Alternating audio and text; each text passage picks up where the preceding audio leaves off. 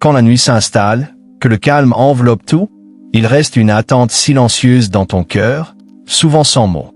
C'est ce moment, ce dernier instant avec Allah. Dans cette vidéo, je vais te dévoiler 3 mots simples, mais puissants, que peu connaissent. Des mots capables de bouleverser ton âme, d'illuminer ton sommeil, et surtout, de restaurer ton lien avec le Créateur avant que tes yeux ne se ferment. Reste bien jusqu'à la fin, car ce que tu t'apprêtes à entendre n'est pas qu'une simple information, mais une invitation à revenir vers Allah de manière profonde. Si ce message résonne en toi, abonne-toi à cette chaîne, laisse un j'aime pour soutenir cette œuvre spirituelle et partage en commentaire. Que dis-tu toi à Allah avant de dormir? Car ta parole peut en inspirer une autre et ensemble, nous pouvons éveiller bien plus que des consciences. Nous pouvons réveiller des cœurs. Bismillah. La nuit ne commence pas simplement quand le soleil se couche. Elle débute quand le monde se retire peu à peu. Quand les bruits de pas se taisent, quand les conversations cessent, quand les écrans s'éteignent et que le cœur entend enfin le silence. C'est à ce moment précis qu'un phénomène étrange se produit. Tout semble s'endormir, mais toi, tu restes éveillé. Pas ton corps, pas même ton esprit, mais quelque chose de plus profond, quelque chose que tu n'arrives pas toujours à saisir. C'est ton âme. Écoute-la. Elle murmure, elle soupire, peut-être même pleure en silence sous les couvertures tandis que le reste du monde dort. Elle te pose des questions que tu repousses pendant le jour, elle connaît des vérités que tu n'oses pas affronter. C'est elle qui parfois te réveille en pleine nuit, sans raison apparente, juste pour te ramener à toi-même. C'est elle qui serre la poitrine, sans que la douleur ne soit visible. C'est elle qui se languit d'un seul nom, Allah. Quand tout disparaît, quand les rideaux tombent, il ne reste que toi et lui. Et dans ce tête-à-tête invisible, il est là, même quand tu l'as oublié toute la journée. C'est lui qui prend vos âmes pendant votre sommeil. Surah Az-Zumar, 42. Ce verset ne parle pas seulement de la biologie du sommeil, il évoque un moment de remise, de repos spirituel. Quand tu dors, ton âme quitte ce monde et revient entre ses mains. Et personne ne sait si demain il choisira de la lui rendre. As-tu réfléchi à cela aujourd'hui? Chaque nuit est une fin déguisée, un rappel silencieux que le réveil n'est pas garanti. Et pourtant, combien dorment sans un mot, sans une pensée, sans lever les yeux vers le ciel? Combien s'endorment dans la colère, l'insouciance, le vide, sans se confier à celui qui veille, à celui qui ne dort jamais? Ce moment-là, ce moment entre l'agitation et le sommeil, c'est une porte discrète, une porte que peu remarquent. Et pourtant, tout peut changer si tu choisis de la franchir. Pas besoin de discours compliqués, pas besoin de belles phrases. Parfois, ce qu'Allah attend de toi, ce que ton âme réclame en silence, ce sont juste 3 mots. 3 mots qui purifient, 3 mots qui allument une lumière dans les ténèbres. 3 mots qui ont traversé les générations de croyants. 3 mots que même un cœur brisé, abîmé, peut murmurer. Mais les dis-tu? Ou bien t'es-tu éloigné au point de ne plus entendre ces soupirs? Et si tu t'arrêtais un instant, maintenant, et que tu te demandais, à quand remonte la dernière fois où j'ai parlé Allah avant de m'endormir? Pas avec des lèvres qui récitent mécaniquement, mais avec le cœur. Tu sais, ce cœur qui désire être entendu. Ce cœur que tu caches derrière l'écran, les soucis, les blessures, c'est celui-là que Dieu regarde. Lui, pas les apparences. Le monde voit tes photos, tes réussites, tes mots. Mais Allah, lui, entend ton silence. Et ce silence de la nuit, il est fait pour ça. Il est fait pour que tu reviennes, que tu recommences, que tu dises enfin ces 3 mots que tu ressens profondément avant de les prononcer. Tu n'as pas besoin d'être pur, parfait, ou même fort. Tu as juste besoin d'être sincère. Le reste, Allah s'en charge. Il y a longtemps, dans une petite ville oubliée par le temps, vivait un homme dont personne ne parlait le jour, mais que beaucoup écoutaient la nuit. Son nom était Tabuer, le père du bien.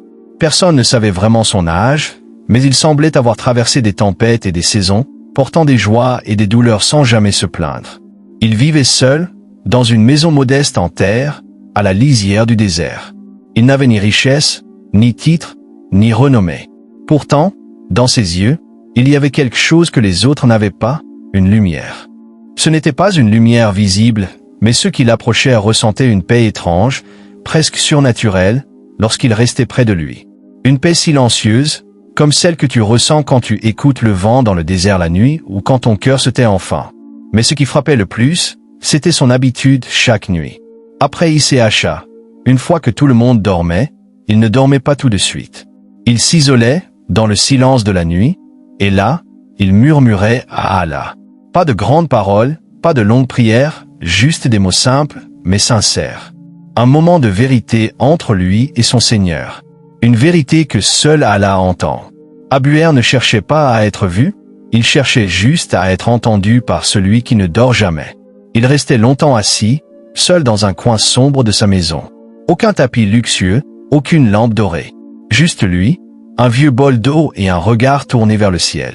Puis ses lèvres bougeaient. Pas de longues invocations spectaculaires, pas de récitation à voix haute, seulement quelques mots murmurés, comme un secret que l'on ne veut confier à personne d'autre qu'à Allah. Et chaque nuit, il pleurait silencieusement, sans cri ni plainte. Ses larmes coulaient, longues et sincères. Un soir, son plus jeune petit-fils, un enfant curieux d'environ 8 ans, se réveilla assoiffé. En traversant le couloir, il entendit des pleurs. D'abord, il pensa que quelqu'un souffrait. Il s'approcha et là, il vit son grand-père, seul dans la pénombre, les mains levées vers le ciel, les yeux fermés et les larmes glissant sur ses joues. L'enfant ne dit rien. Il resta caché derrière la porte entr'ouverte et écouta. C'est alors qu'il l'entendit. 3 mots, toujours les mêmes. Ya Allah, aghfirli. Oh Allah, pardonne-moi. Le vieil homme répétait cela encore et encore, comme si ces mots étaient les battements de son cœur, comme si tout ce qu'un être humain pouvait vouloir dire à son Seigneur se résumait en ces simples mots. Le lendemain, à l'aube, l'enfant vint timidement voir son grand-père. « Grand-père, pourquoi pleures-tu chaque nuit? Es-tu triste ?» Le vieil homme sourit doucement, caressa les cheveux du petit garçon et répondit. « Mon enfant, je pleure non pas parce que je suis triste, mais parce que je me souviens. Je me souviens de tout ce que j'ai oublié pendant la journée, d'Allah que j'ai négligé, des erreurs que j'ai faites sans m'en rendre compte, et surtout de la fragilité de mon âme. Alors chaque nuit, avant que mes yeux ne se ferment, je lui rends ce qui lui appartient, mon cœur. » Le garçon réfléchit un instant puis demanda. « Mais pourquoi dis-tu toujours Ya Allah aghfirli, juste ces mots? » « Parce que, dit le vieil homme en levant les yeux vers le ciel, ces 3 mots suffisent. » Puis il ajouta en posant la main sur sa poitrine. « Le pardon d'Allah, mon fils, est plus vaste que la nuit elle-même. Il suffit d'un mot sincère pour faire tomber un océan de fautes. Ce mot, c'est le pardon. Dis, ô mes serviteurs qui avez commis des excès contre vous-même, ne désespérez pas de la miséricorde d'Allah, car Allah pardonne tous les péchés. » Surah Az-Zumar, verset 53. Et ce verset, il le récitait souvent. C'était comme un baume qu'il posait sur son cœur chaque soir. Les années passèrent, le petit garçon grandit. Le vieil homme quitta ce monde un matin paisible, après avoir murmuré une dernière fois ces 3 mots avant de s'endormir pour la dernière fois. Ya Allah aghfirli. Le petit garçon, devenu homme, perpétua cette tradition, et son fils après lui. Parce que ces 3 mots n'étaient pas seulement des paroles. Ils étaient un héritage, un secret transmis de cœur en cœur, une porte discrète vers la miséricorde d'Allah.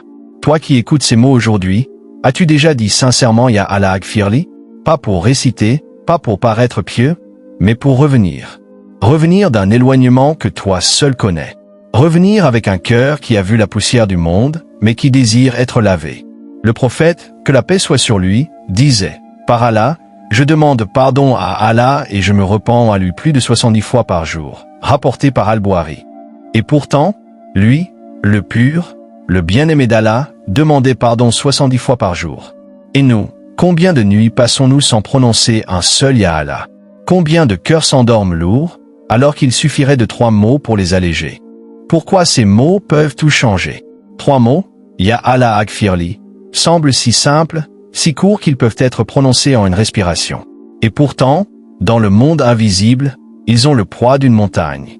Pourquoi ces mots ont-ils un pouvoir aussi profond? Pourquoi peuvent-ils réellement changer une vie, un cœur, une destinée? La réponse commence par la nature même d'Allah. Premier, parce qu'Allah aime pardonner. Dans le Coran, Allah ne se présente pas seulement comme celui qui punit ou juge. Il se décrit d'abord et avant tout comme Ar-Rahman Ar-Rahim, le tout miséricordieux, le très miséricordieux. Mais il ne s'arrête pas là. Il dit aussi dans le Coran, « Et ton Seigneur est le pardonneur, plein de miséricorde » Sourate Al-Kahf, verset 58. Et encore, Allah aime ceux qui se repentent. Sourate Al-Baqarah, verset 222. Hence why an instant. Le Créateur de l'univers, celui qui connaît tes secrets les plus profonds, celui qui voit tes fautes que personne d'autre ne connaît, aime quand tu lui dis pardonne-moi. Ce n'est pas un signe de faiblesse, mais un acte de force spirituelle, de lucidité et d'humilité. Lorsque tu dis Ya Allah Akfirli, tu reconnais deux choses en une seule phrase. Tu reconnais qu'il est Dieu et que toi, tu es son serviteur. Tu reconnais que ton salut ne dépend pas de toi, mais de sa miséricorde. Et cela, c'est l'essence même du Tawhid, l'unicité d'Allah. Parce que ces mots te rapprochent d'Allah. Allah dit, je suis proche, et je réponds à l'appel de celui qui m'invoque quand il m'invoque. Sourate Al-Baqarah, 2, 186. Quand tu dis Al-Akfir, tu entres en dialogue direct avec lui. Tu t'adresses à lui sans intermédiaire, sans formalité. Tu ne récites pas un texte figé. Tu ouvres ton cœur. À ce moment précis, tu n'es plus seul. Tu n'es plus perdu, tu es relié à l'infini. Même si tu ne ressens rien, même si tu as l'impression que ton invocation est faible, sache qu'elle est entendue. Parce que chaque mot sincère monte vers le ciel, et parfois, ce sont les larmes silencieuses, les akfirli chuchotés dans l'obscurité, qui ont le plus de valeur aux yeux d'Allah. 5. Parce qu'il te rappelle qui tu es vraiment. Dans notre monde moderne, tout nous pousse à oublier notre vulnérabilité. On veut paraître fort, confiant, parfait.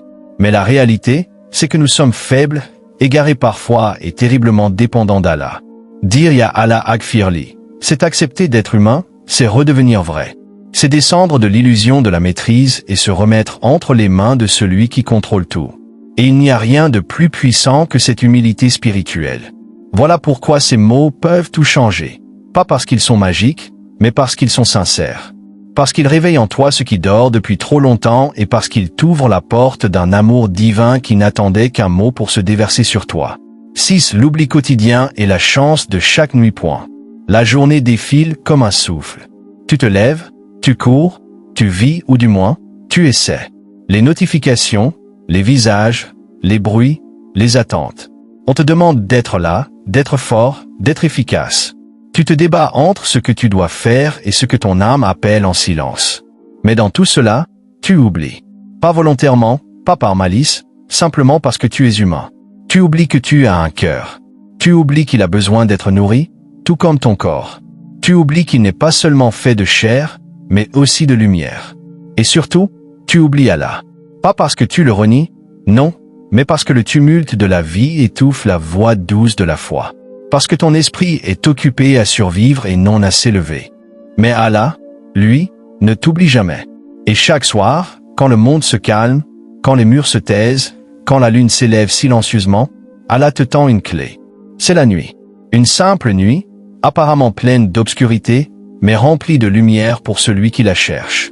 Tu crois que tu vas dormir, mais en réalité, tu vas retourner. Retourner à celui que tu as négligé toute la journée. Retourner, les mains vides mais le cœur tremblant. Retourner avec peut-être même des fautes collées à toi, mais avec l'envie d'être lavé. Tu n'as pas besoin de savoir beaucoup. Tu n'as pas besoin de versets compliqués ni de prières parfaites. Tu n'as besoin que d'un moment de vérité. Allonge-toi dans le noir. Pose ta main sur ton cœur. Écoute-le battre. Tu vis encore. C'est déjà un miracle. Et là, dans ce silence, dans cette intimité, dis simplement « Ya Allah, pardonne-moi ». C'est tout. Tu n'as rien à prouver. Tu n'as pas à parler fort. Tu n'as pas à pleurer, même si parfois cela viendra tout seul. Tu n'as qu'à être vrai. Et c'est cela, la magie des nuits. C'est qu'elles offrent un espace que le jour n'a pas. Un espace où tu peux enfin être toi-même, sans masque, sans performance, sans bruit, et surtout, un espace où Allah t'écoute différemment. Tu crois que tu es seul dans ton lit? Tu crois que personne ne sait ce que tu ressens? Tout est trams. Il y a des anges qui descendent chaque nuit. Ils cherchent ceux qui se souviennent d'Allah dans l'obscurité. Ils montent ensuite, rapportant ton nom, ton murmure, tes soupirs, tes akfirli. Ils dormaient peu pendant la nuit et aux dernières heures, ils imploraient le pardon. Surah 88 Riyad, verset 17-18. Tu lis ces mots, mais les vis-tu? Tu peux les vivre ce soir, sans effort, sans cérémonie, juste toi, ton cœur et Allah. Chaque nuit est une porte ouverte. Tu peux choisir d'y entrer ou de la laisser se fermer jusqu'au jour où il sera trop tard. Et ce jour-là, quand l'âme quittera le corps, quand les yeux ne se rouvriront plus, tu comprendras que chaque nuit était un cadeau. Un moment de retour, Une chance offerte gratuitement par le plus généreux des rois. Tu t'en veux parfois de l'avoir oublié. C'est bon signe. Ce remords, ce pincement au cœur, ce n'est pas un reproche. C'est un rappel. Une voix douce te dit « Reviens, je t'attends ». Ce soir encore, tu as une chance de dire « Ya Allah, je suis là, pardonne-moi ». Ce n'est pas long, mais dans le ciel, ce petit mot brille comme un cri de lumière. Alors, ralentis, laisse le monde tourner sans toi. Ferme les yeux et rappelle-toi. Allah t'a attendu toute la journée et maintenant que tout est calme, il est là. Dire ces mots, c'est ouvrir une porte immense. Dire à Allah, juste avant de fermer les yeux, ces 3 mots magiques, Ya Allah Akfirli. Ce n'est pas juste une simple phrase. C'est un acte qui ouvre une porte gigantesque, une porte entre ce monde visible et l'invisible, une porte entre la faiblesse humaine et la toute-puissance divine. Quand tu prononces ces mots, tu ouvres une porte vers un monde où la lumière divine commence à pénétrer dans ton âme fatiguée. Tu ouvres une porte vers la guérison de tes blessures invisibles. Tu ouvres une porte vers un amour plus grand que tout ce que tu peux imaginer. Une porte vers la paix intérieure. La paix que le monde promet souvent se révèle illusoire, fragile, fugace. Mais la paix d'Allah est différente. Elle s'infiltre doucement, profondément. Elle apaise les tempêtes dans ton cœur. Elle te donne la force de continuer, même quand tout semble perdu. Dire Ya Allah Akfirli chaque soir, c'est inviter cette paix à entrer chez toi, dans ton âme. C'est lui dire, je remets tout entre tes mains et cela suffit pour que la sérénité commence à grandir silencieusement de l'intérieur. Une porte vers la miséricorde infinie. Chaque nuit, à chaque Akfirli, tu te rapproches de la miséricorde infinie d'Allah. Cette miséricorde qui englobe tout, qui efface tout, qui purifie tout.